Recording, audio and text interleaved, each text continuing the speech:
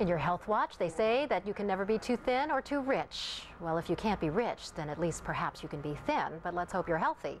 The fact is that there's a new book out, How the Rich Get Thin. Its author, Jana Klauer, is a Park Avenue diet doctor, and she's here to give us some tips. Dr. Klauer, you've seen them, right? I mean, you've seen it all when it comes to Park Avenue, how these women stay so thin and so beautiful.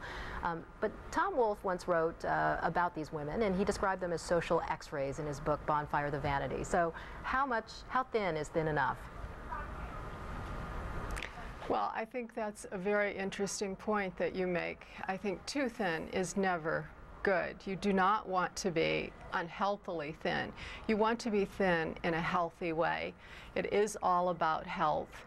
And in fact, excessive weight is associated with a great many diseases, as we know in this country, and is growing rapidly. And it's so hard. I mean, it's so hard to stay thin. You've got the parties, you've got the social circuit, you've got these clothes that you need to fit into. So how do the rich do it? Yes, you're right. You're right. I think in my practice, what I see are individuals who have a plan for every aspect of their life.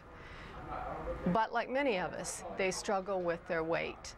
And I give them a plan. I think it is having a plan, planning ahead for that hunger crunch and certain kind of non-negotiable principles that I talk about. Well, number one is daily exercise.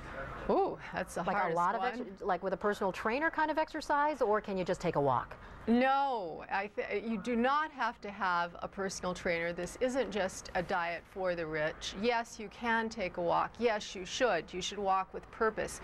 You should walk with your shoulders back and down. That's one thing. Also, another thing that we've seen is that by starting the day with protein, weight is lost faster. So rather than having cereal in the morning, why not have some beautiful yogurt? You'll get a little calcium with that too, and some fruit or eggs, the wonderful omega-3 eggs. High quality protein in the morning actually will help you to lose weight faster. And what about when you go out? And when you go out, what a wonderful question. Yes, you must plan ahead for that. First of all, don't go out when you're starving. Have a little something to eat. Have a hard-boiled egg is almost a perfect snack. Because you say the rich, they look at a social party as a networking opportunity, not an eating opportunity.